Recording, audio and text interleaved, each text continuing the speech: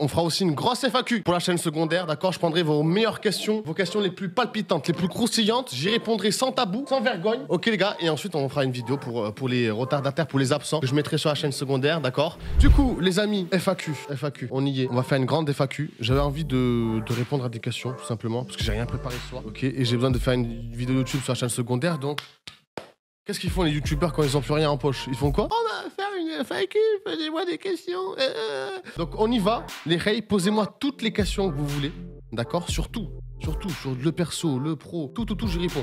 Quelle est la taille de ton bangala? Je suis dans la moyenne, frérot. J'ai un bangala qui est dans la moyenne, plus 1. Moyenne plus 1. Attendez, je vais dire. Moyenne, taille, pénis, France. Ah non.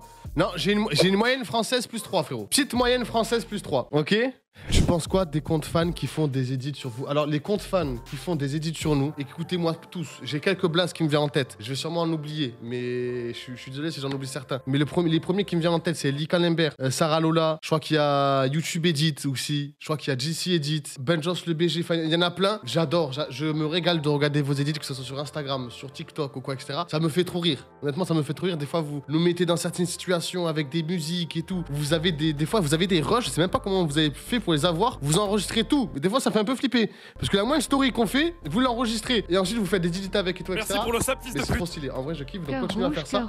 Ça nous fait très rire entre nous. Sachez qu'on regarde les edits et on kiffe, on surkiffe vraiment. Benji, quel âge as-tu? Je vais sur mes 26, Justine. 26 le 24 juin. Ouais. Le meilleur tournage. Il y a un tournage que j'avais bien kiffé sur ma chaîne. Le tournage de l'appart à 1 million. Vous vous rappelez celui-là? Franchement, j'avais kiffé cette soirée-là avec les gars.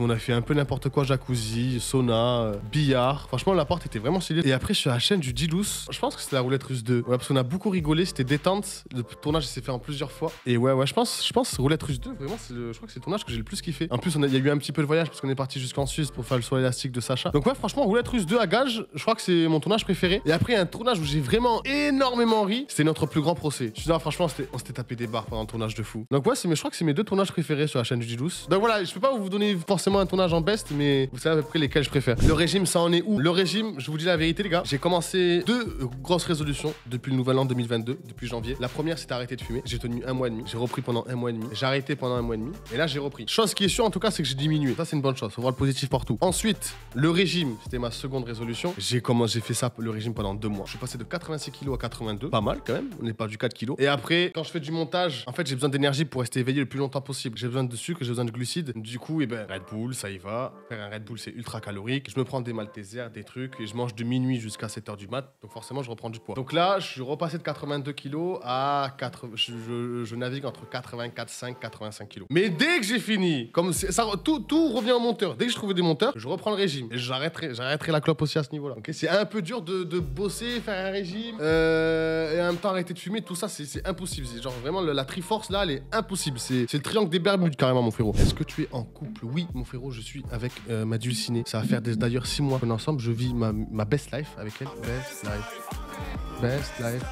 Ma best life. Non, franchement, je suis très content. Les amis, je suis très heureux. Et voilà, je suis sûr qu'elle regarde le live, donc je lui fais un gros bisou.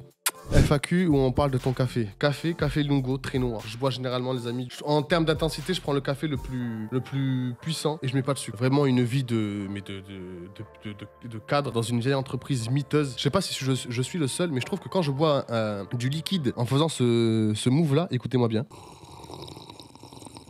Je trouve que je ressens mieux le goût, non? Vous en pensez quoi? Il y a que moi qui le fais ça ou pas? Pour quand l'Urbex? Il y a 2 Urbex qui sont prévus, les amis, pour le mois de mai. Voilà, je vous balance ça en live, ok, c'est cadeau. 2 Urbex prévus pour le mois de mai, les reilles. Merci et pour le sap, là, c'est des gros Urbex en mode masterclass, vraiment. J'ai enfin pu trouver des Urbex clean, sans un tag, avec des meubles dedans, ok? Avec une histoire, un truc sombre, trucs qui font peur, tu vois. T'as déjà fait un 360 no-scope sur Terminal MW3? Oh, Restorm, tu viens de me rappeler un truc de fou. La dernière fois, je parlais avec Manas, le monteur du site. Je lui disais, frérot, toi, t'as commencé quand les montages et tout? Il me dit, j'ai commencé mes montages sur Call of Duty, MW2. J'ai commencé par ça. Et sur Sony Vegas. Et c'était un truc de fou parce que j'ai fait exactement pareil que toi. Et du coup, bon, on a papoté et tout, etc. Et de là, j'ai essayé de me souvenir de mon ancienne chaîne YouTube, ma première chaîne YouTube que j'ai ouverte quand j'étais tout petit. Et pour pouvoir retrouver les premiers montages que j'ai fait. Et je les retrouvés, regardez les gars. Et je vais vous montrer ça. Donc, est-ce que j'ai fait un 360 no-scope sur Terminal, sur MW3? Non. Mais en tout cas, j'ai ma première vidéo, frérot, qui est sortie il y a 11 ans. Ça, c'est de la masterclass, les amis, que je vous montre. C'était Firecreep. Vous pouvez aller voir la chaîne YouTube, elle est toujours publique. Firecreep. 7 mars 2011. Regardez, c'est pas des lol. Firecreep, c'est mon pseudo sur tous les jeux vidéo. Encore, même aujourd'hui, quand vous m'ajoutez sur Fortnite, sur Call of, sur Warzone ou quoi, etc. À chaque fois, vous avez vu, vous tapez Firecreep. Donc, MW2 Flash Cop, c'est une petite vidéo de 1 minute où je fais que des Flash Cop. Sur MW2, je me rappelle, c'était à l'époque. Et ça, c'était une petite intro que j'avais fait sur Cinéma 4D. Parce qu'il y a des graphistes, des gens qui se connaissent en infographie, dans l'audiovisuel ou quoi, etc. En vrai, de vie d'un mère, il y a 11 ans, j'avais 14 ans. À 14 ans, faire des trucs comme ça en 3D sur des logiciels assez poussés, j'étais un peu un génie, sans me jeter des fleurs. Mais bon,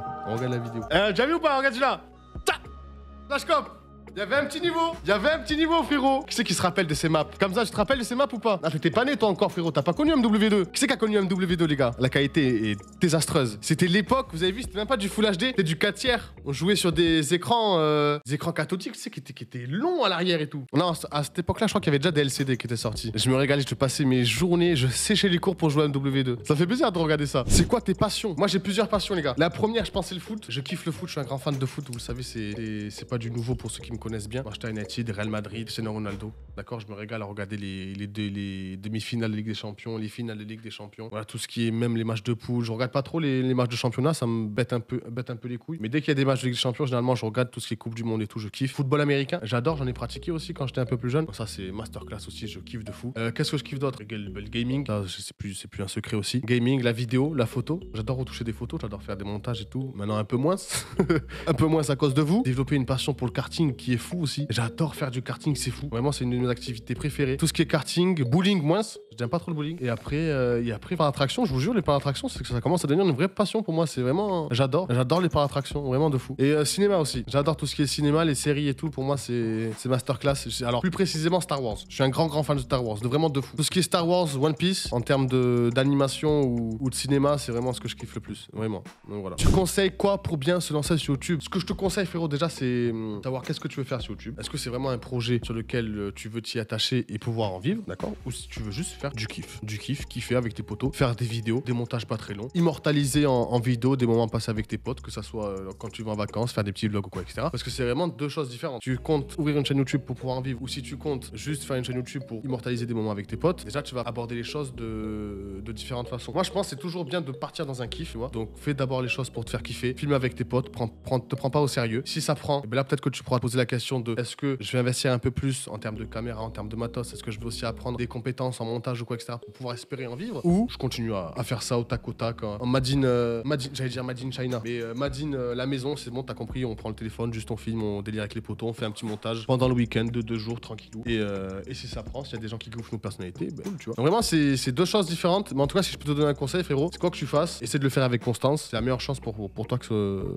ça puisse bien prendre, que le moule puisse bien prendre, ok. Toi et Jilcy, allez reprendre des studios pour vous deux. Alors les studios c'était très bien passé, mais c'était relou parce que c'était un peu petit la première fois qu'on en a pris. Moi c'est mon rêve d'avoir un local, d'avoir genre un étage de je sais pas moi, de 400, 500 mètres, 600 mètres, 800 mètres carrés, où on est avec les garçons et on a chacun notre petit studio, comme un peu le lot, tu vois, où on peut mettre aussi une salle de muscu, on peut mettre aussi, tu vois, genre une salle de tournage avec des fonds verts, avec un petit plateau, tu vois, un petit plateau de tournage et tout, on peut faire des vidéos à concept cool où on peut inviter des gens, une pièce aussi pour mettre les monteurs, pour mettre les graphistes. Ça franchement c'est mon rêve. Je sais pas si les mecs eux ils partagent la même conception des choses, mais en tout cas moi c'est vraiment quelque chose que je kifferais, pouvoir travailler et en même temps être avec les gars. Tu vois, on ferait une coloc de travail comme on fait tout le temps, ça je kifferais de fou. Après c'est pas pour tout de suite parce que ça demande énormément d'argent. Quand je vous parle d'énormément d'argent, là je vous parle vraiment en millions d'euros ou peut-être en centaines de milliers d'euros. Donc on y travaille pour, ok, mais ce sera pas pour tout de suite. Peut-être que ça sera peut-être dans 2 ans, 3 ans, 4 ans.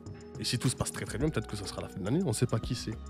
Qui c'est, faut être optimiste les gars. Mais ouais, en tout cas moi ce serait mon rêve. T'as toujours eu confiance en toi? Très bonne question. Je sais pas, moi il y a une période où j'étais au lycée, j'avais ultra confiance en moi. Ensuite je suis rentré dans la vie d'adulte, j'ai perdu toute confiance en moi. Genre vraiment, que ce soit professionnellement, dans la motivation, ou même avec les femmes ou quoi, etc. J'avais perdu énormément de confiance en moi. C'était compliqué de rentrer dans le monde de loup de la vie adulte, tu vois. Parce que quand tu passes du lycée quand même à un emploi, une activité, tu vois, de tes 20 à 23 ans, c'est encore autre chose, tu vois. Tu découvres encore beaucoup, tu vois. Il y a tout qui change et ta conception de la vie, du monde, de tout est remis en question. Et j'avais c'est dur d'avoir confiance en soi à ce moment-là. Surtout que quand tu vois que tu compares un peu, c'est un peu une période où tu te compares un peu aux autres parce que toi, t'es un peu perdu. Tu sais pas encore quel projet tu vas faire. T'as arrêté les études, tu travailles. Et tu vois aussi qu'il y a d'autres potes, et ils sont à 22 ans, ils ont déjà fait des trucs de fou. Et toi, t'es encore là, tu travailles, tu kiffes pas trop ton boulot et tout, tu fais de l'intérim. Des fois, ça peut t'enlever ta confiance en toi. En tout cas, moi, le conseil que je vous donne, c'est toujours se comparer à soi-même.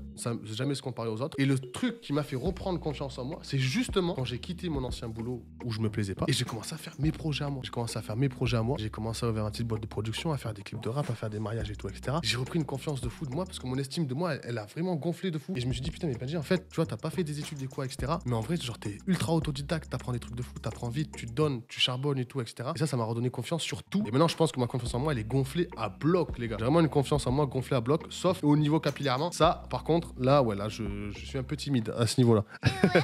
Mais sinon, ça a été, ma confiance en moi, elle a toujours fait ça. Aujourd'hui, heureusement, c'est au max. C'est un peu lié à tout. Le développement personnel, les amis, je vous conseille fortement, les gars, de faire un travail sur vous-même, de travailler sur vous. Ça, c'est des choses qu'on vous apprend pas à l'école. Mais achetez des livres de développement personnel, vous en trouvez plein à la Fnac. Il y en a plein, il y a que ça. Même regardez des vidéos YouTube. Il y a des grands YouTubeurs qui font aussi des vidéos motivation ou quoi, etc. Il y en a là qui comparent ça à des charlatans, à des vendeurs de rêves ou quoi, etc. Mais je vous jure que ça aide beaucoup parce qu'ils vont vous dire un peu ce que vous voulez entendre. Ça va vous motiver. Moi, je connais un YouTuber qui m'a beaucoup aidé dans le développement de moi-même, qui me fait beaucoup travailler sur moi-même, dans ma façon de penser, de concevoir les choses, de toujours positiver, de passer le travail avant tout, tu vois, à prioriser les bonnes choses au bon moment, s'organiser quoi, etc. Ce YouTuber, il s'appelle Sonicourt. Je sais pas si vous connaissez peut-être, mais en gros, il prend des interviews de grosses personnalités publiques, ça peut être de Cristiano Ronaldo, de LeBron James, de grands sportifs ou même de grands PDG, de grands cadres dans des entreprises ou quoi, etc. Il reprend les interviews en anglais, il les traduit, en même temps, il les décortique, il les analyse. Du coup, attendez, je vous montre la chaîne YouTube de ça, mon frère, regarde. Je sais pas si tu vois. Sonicourt, cette chaîne YouTube là. Masterclass. Pour tous ceux qui sont un peu perdus dans ce qu'ils veulent faire dans leur vie ou qui ont besoin de motivation parce qu'ils ont des projets mais ils ont du mal avec l'autodiscipline, à se motiver tout seul, à faire le boulot quand il faut, à se pousser de l'avant parce qu'ils n'ont pas forcément confiance à 100% de leur projet, ou ils ont encore honte, ou ils sont timides, ils pensent ne pas avoir les capacités ou même leur confiance en soi générale, que ce soit avec les filles, avec soi-même, être bien dans sa peau, quoi, etc. Cette chaîne YouTube vraiment va vous changer la vie. Regardez-la, regardez toutes leurs vidéos. Donc moi j'adore cette chaîne YouTube, les amis, je vous la recommande fortement. Ok. Quels sont tes gros projets sur ta chaîne pour 2022? Alors, je vais pas pouvoir te spoiler, frérot. C'est des projets, il y en a à l'appel. Tout ce que je peux te dire, frérot, c'est qu'il y aura un projet autour de la musique. Donc voilà, je pense que vous avez capté un peu le délire. Ok. Le B.A.B.A. de ce que j'essaie de vous faire passer. Donc voilà, ça c'est un gros projet en tout cas pour 2022. Ensuite, il y a d'autres projets qui sont en train de se mettre en place, mais voilà, c'est des vidéos à concept toujours. Là, on est plus sur, on est reparti sur une DA de la chaîne en termes vidéo à concept. Beaucoup de vidéos à concept qui vont arriver. Et j'essaie de mettre en place un concept à vlog qui sortirait à partir de la rentrée et qui serait récurrent tous les mois, qui est lié à mes passions que je vous ai citées au début de la FAQ. Donc là déjà avec ce que je vous ai dit, c'est assez vaste, mais vous pouvez déjà vous faire votre petite idée. Avant tu jouais à Fortnite, alors j'ai jamais trop joué à Fortnite avant. Là en ce moment Fortnite c'est un jeu auquel je joue beaucoup, ouais. Le mode sans construction il a révolutionné l'image que j'avais de Fortnite, genre vraiment. En tant que viewer, ton top 3 streamer, masterclass, mon top 3 streamer, je pense. Premier je mets Locklear parce que c'est lui qui m'a inspiré, c'est lui qui m'a donné envie de faire ce boulot aujourd'hui. Squeezie et Amine et Billy. Et après je vais dire Gotaga et tout parce que je kiffe les soirées qu'il fait Gotaga, style masterclass, les outplay et tout, etc. Il a des... Je pense qu'en termes de gros live, gros concept live, Gotaga, il est intuable sur le Twitch Game. Donc voilà. Les amis, j'ai kiffé. Ça faisait longtemps qu'on n'avait pas parlé longuement. Et j'ai vraiment adoré parler avec vous. Genre vraiment de fou. Vraiment de fou. Donc voilà, j'espère en tout cas que vous avez passé un bon moment. J'ai pu répondre au maximum de questions. Et c'était stylé.